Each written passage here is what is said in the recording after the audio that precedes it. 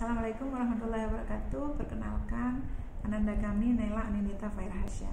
Tanggal 29 kemarin dia sakit parah, panas, demam tinggi, batuk dan muntah-muntah. Akhirnya kita bawakan ke rumah sakit.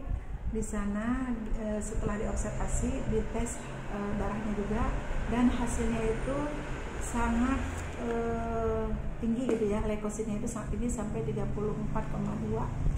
Kata dokter dia harus dirawat agak lama karena peradangan di dalam saluran cerna itu sangat akut. Nah, karena saya sangat percaya dengan produk dari KIKI Indonesia yaitu Niwana SOD, ini antioksidan yang bisa membantu mengobati semua peradangan di dalam tubuh kita. Akhirnya Naila diberikan Niwana SOD, terus SGF-nya juga, dan Romil serta susu skim dan Clovera.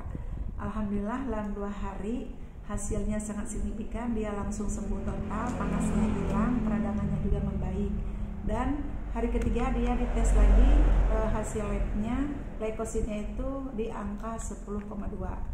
Alhamdulillah dokter pun tersenyum, kenapa ini anak cepat sekali sembuhnya. Alhamdulillah dok, karena ditemani juga dengan suplemen dari KIKI Indonesia. Terima kasih KIKI Indonesia telah membantu Naila untuk kesembuhannya.